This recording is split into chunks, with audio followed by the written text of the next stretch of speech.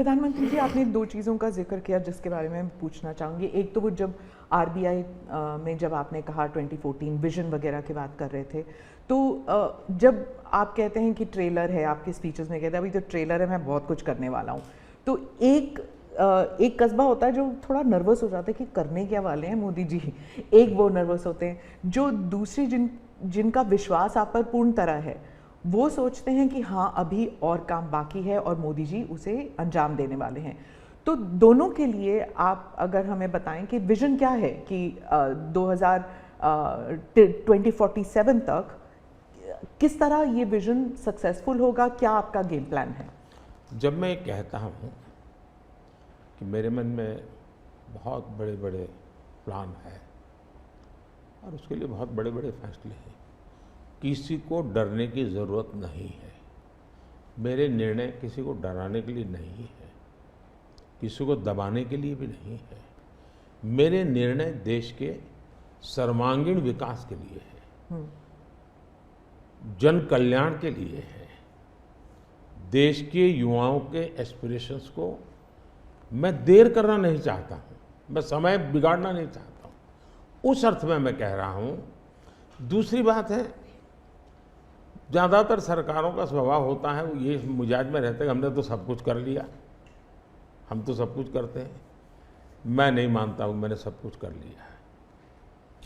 मैंने ज़्यादा से ज़्यादा करने का प्रयास किया है, सही दिशा में जाने का प्रयास किया है, फिर भी बहुत कुछ है जो मुझे अभी भी करना है, क्योंकि मैं देखता हूँ मेरे देश की कितनी आवश्यकताएं हैं। हर परिवार का सपना, वो सपना कैसे पूरा हो, ये मेरे दिल में पड़ा हुआ है। और इसलिए मैं कहता हूँ जो हुआ है वो ट्रेलर है, आपको अच्छा लगा है, लेकिन मैं बहुत अधिक करना चाहता हूँ, उस अर्थ में मैं उस बात को कहता हूँ। दूसरी बात है कि 2047 का जो विजन का सवाल है, एक तो मैं लंबे समय तक मुख्यमंत्री रह करके आया हूँ और मैं अनुभव करता था कि बार बार चुनाव, आचार संहिता, किसी भी राज्य में चुनाव हो तो मेरे राज्य से 30-40 सीनियर अच्छे अफसर ऑब्जर्वर के नाते जाते थे इलेक्शन ड्यूटी, तो 40-50 दिन तक वो बाहर रहते थे। तो मुझे चिंता रहती थी कि मैं सरकार कैसे चलाऊं, क्योंकि देश में ऐसे चुनाव होते ही रहते और मेरे ऑब्जर्वर जाते रहते। तो फिर मैंने सोचा कि मैं ये इसको वैकेशन नहीं मानता हूँ। मैं चुनाव होगा तो उस पीरियड को वैकेशन के रूप में नहीं लूँगा। मैं अफसरों को पहले से काम देता हूँ, भाई अगली सरकार के लिए ये काम करो। तो मैं उस समय भी 100 दिन का प्लान करता था। हाँ, उसी पे पूछना था मुझे। हाँ। अभी तो चुनाव हो ही रहे हैं, अभी रिजल्ट्स भी नहीं आए और आप 100 दिन का प्लान बना रहे हैं। मैं चुनाव में जाने से पहले शुरू किया। हाँ। और दरअसल मैंने कैसे किया कि मैं पिछले 2 साल से 2047 को ध्यान में रख के काम करता था, और उसके लिए मैंने देश भर में लोगों के ओपिनियन मांगे, सुझाव मांगे। शायद 15 लाख से अधिक लोगों के मैंने सुझाव दिए हैं कि वो आने वाले 25 साल में हिंदुस्तान को कैसे देखना चाहते हैं। और मैंने सभी यूनिवर्सिटीज़ को कांटेक्ट किया, मैंने अलग अलग एनजीओ को कांटेक्ट किया, संगठनों को, और 15-20 लाख लोग उन्होंने इनपुट दिया। फिर मैंने एआई की मदद ले करके उसको सब्जेक्ट वाइज बनाया, उसका काफ़ी मैंने टेक्नोलॉजी, आर्टिफिशियल इंटेलिजेंस, हाँ, टेक्नोलॉजी का भरपूर उपयोग किया। ओके। मैंने हर विभाग में अफसरों की एक डेडिकेटेड टीम बनाई कि भाई इस पर काम कीजिए, कैसे हो सकता है अगले टर्म के लिए 25 साल के लिए। और फिर मैंने खुद ने उनके साथ बैठा, प्रेजेंटेशन दिए 2-2, 2.5 घंटे, और मेरा विजन के अनुरूप क्या चीज़ें हैं, कौन सी चीज़ें डुएबल हैं, कौन सी चीज़ें डुएबल नहीं। थोड़ा सा ट्रेलर बता सकते हैं? उसको मैं ऐसा है कि आचार संहिता चल रही है। अच्छा। मैं अभी अगर इन चीज़ों को बताऊंगा तो शायद कोई उसको गलत अर्थ में ले लेगा, तो मैं उसमें फंसना नहीं चाहता हूँ जी। लेकिन इसमें कुछ छुपा हुआ नहीं है, मिल ही जाएगा। दूसरा मैंने कहा कि मैं चाहता हूँ कि ये जो मैं डॉक्यूमेंट बना रहा हूँ, जो मेरा विजन है, लेकिन वो विजन मोदी की बपौती नहीं है, वो 15-20 लाख लोगों के विचारों को उसमें समाहित किया। एक प्रकार से इसकी ओनरशिप देश की है। 15-20 लाख लोग इनपुट देते हैं, मतलब पूरा देश दे रहा है जी। मैंने क्या किया है कि मैंने उसको अभी डॉक्यूमेंट के रूप में तैयार करवा रहा हूँ। जैसे ही चुनाव प्रक्रिया पूरी हो जाएगी तुरंत वो स्टेट को भेज दिया जाएगा। ओके। मैं चाहूँगा कि स्टेट उस पर काम करे।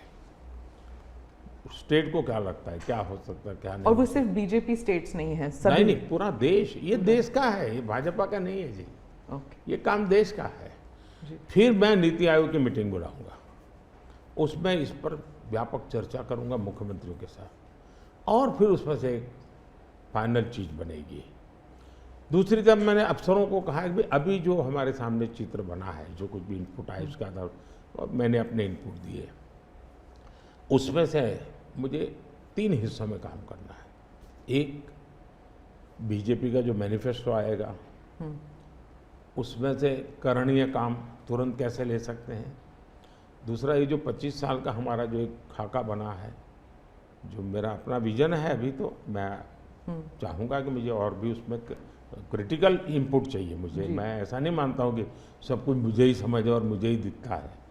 कोशिश मैंने भारी की, मैंने काफ़ी समय लगाया इसमें। उसको मैं 3 हिस्सों में बांटा। एक 25 साल, उसके लाइट में मेरे नेक्स्ट 5 ईयर, और उसके लाइट में मेरे फर्स्ट 100 डेज। तो इस प्रकार से मैंने पूरा डिजाइन टाइम टेबल बना लिया, अफसरों को काम पे लगा दिया है। क्योंकि मैं 1 मिनट भी गंवाना नहीं चाहता हूँ जी। अब आपको याद होगा 2019 में बहुत कम लोगों को ध्यान रहता है, उस समय भी मैंने 100 दिन का काम दे करके चुनाव के मैदान में गया था, और जब मैं वापस आया आर्टिकल 370 100 दिन में मैंने कर दिया। 3 तलाक से मेरी बहनों को मुक्ति दिला दी, पहले 100 दिन में किया। यूएपीए बिल सिक्योरिटी को लेकर के हमने 100 दिन में कर दिया। बैंकों का मर्जर बहुत बड़ा काम था, हमने 100 दिन में किया। इतना ही नहीं, पशु का टीकाकरण, ये कोविड के टीकाकरण की इतनी चल रहा है ना, मैं देश में पहली बार करीब 15,000 करोड़ रुपया लगा करके पशुओं के टीकाकरण का बड़ा अभियान चला रहा हूँ, और मैंने 19 में पहले 100 दिन में किया था। तो मैं 100 दिन का क्या काम करना वो हैफाजत नहीं करता, मैं बिल्कुल प्लानिंग करके उसको आधार पर आगे चलाता हूँ। मोदी जी, आपने एक टर्म कॉइन किया है जो बहुत ही लोकप्रिय हो गया है, मोदी की गारंटी। अब चुनाव के वक्त कई लोग कह रहे हैं कि क्या उम्मीदवार जो है वो नॉट इम्पॉर्टेंट है, वोट तो सिर्फ मोदी जी को जा रहा है क्योंकि मोदी जी की गारंटी है। तो इलेक्शन के दौरान ये सब टर्मिनोलॉजी इम्पोर्टेंट होता है। पहली बात है, उम्मीदवार ही नहीं, चुनाव में हर मतदाता इम्पोर्टेंट होता है। चुनाव में बूथ लेवल का कार्यकर्ता भी इम्पोर्टेंट होता है, कैंडिडेट भी उतना ही महत्वपूर्ण होता है। और इसलिए ये कह देना कि और किसी का महत्व नहीं होता है, ये वरना इतना बड़ा चुनाव हो ही नहीं सकता है जी, तो बहुत महत्व होता है।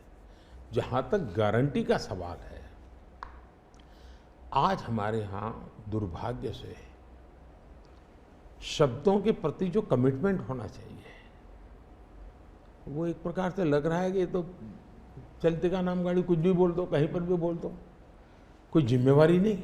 अब आप देखा होगा इन दिनों एक नेताजी के पुराने ढेर सारे वीडियो बाजार में घूम रहे हैं, और उनके एक विचार से दूसरा विचार कितना कॉन्ट्राडिक्टरी है। अब लोग एक साथ देखते हैं, अरे ये आदमी इतना हमें मूर्ख बनाता था, हमारी आंख में धूल झोंकता। अभी मैंने एक नेता का भाषण सुना, उन्होंने कहा एक झटके में मैं गरीबी हटा दूंगा। अब जिनको 5-5, 6-6 दशक देश का राज करने को मिला, वो जब आज कहेंगे कि मैं एक झटके में गरीबी हटा दूंगा, तो देश सोचता है ये क्या बोल रहे हैं जी। तो मुझे लगता है पॉलिटिकल लीडरशिप की क्वेश्चनेबल होती जा रही है। ऐसे में प्राण जाए और वचन न जाए, ये महान परंपरा से हम निकले हुए लोग हैं। मैं मानता हूं कि नेताओं ने ओनरशिप लेनी चाहिए। जिम्मेवारी लेनी चाहिए। ये मैं जो बोल रहा हूँ मतलब मेरी जिम्मेवारी है। ये कोई करेगा ऐसा करेगा ऐसे नहीं चलता है। और उसमें से मैंने बल दिया है गारंटी का। मैं कमिटमेंट भी करता हूँ और उसका मैं ओनरशिप ले रहा हूँ। और जब ओनरशिप लेते हैं ना तो देश को भरोसा होता है।